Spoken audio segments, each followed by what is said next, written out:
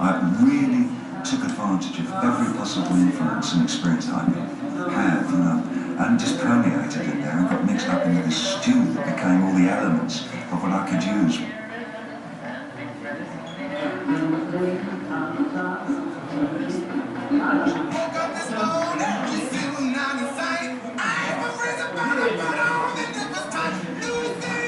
I'm still sort of wondering whether I should be, if I found God as a Buddhist, or whether I wanted to be a rock and roll star. I'm not quite sure if I'm a mime or a songwriter or a singer, or do I want to go back to painting again. I mean, I was just diversifying all over the place.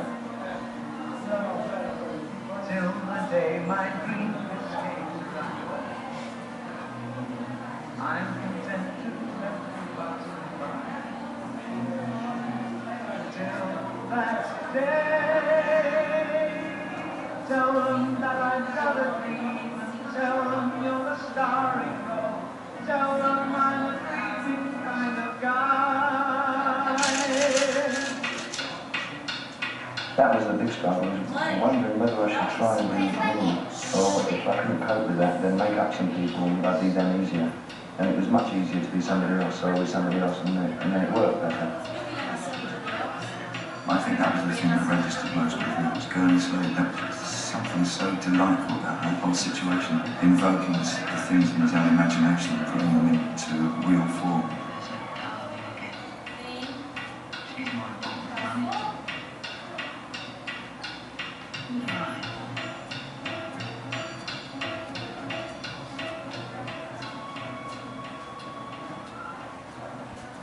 I was still a little Cockney Dylan, and I was going out into ballrooms and playing to pretty rock and roll audiences, and the outcome was not what I expected. I didn't expect any outcome, but what I got was sort of putting cigarettes into it. It wasn't nice.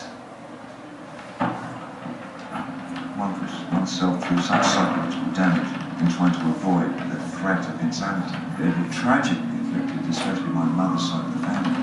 There were too many suicides in my life, and that was something that I was terribly fearful of. And I felt that I was the lucky one because I was an artist, and it would never have to be. A singer really was the last thing I wanted to do. I knew I wanted to write words in some kind of either poem form or prose form.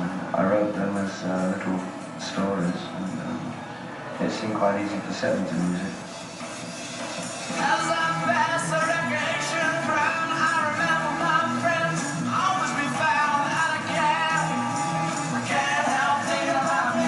Why am I doing any of these things anyway? And I realised it was because I wanted to be well known. I wanted to be the instigator of new ideas. I wanted to turn people onto new things and new perspectives.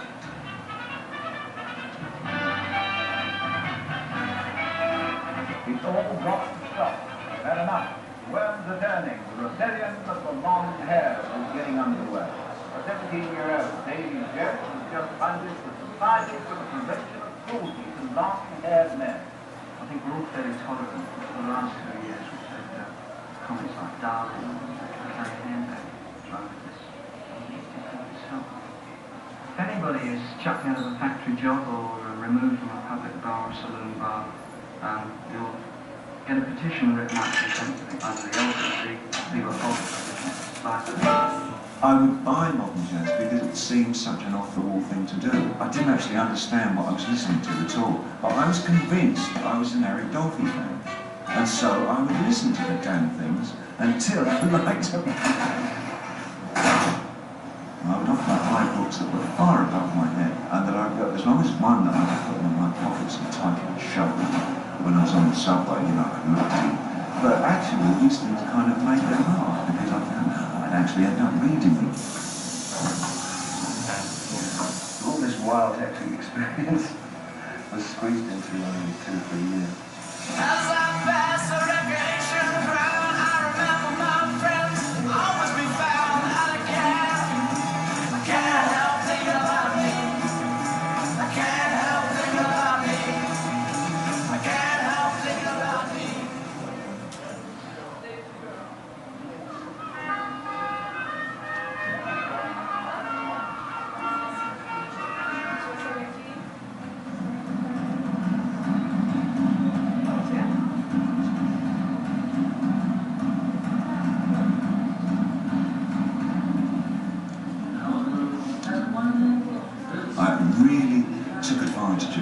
possible influence and experience that I could have, you know, and just permeated in there. I got mixed up into this stew that became all the elements of what I could use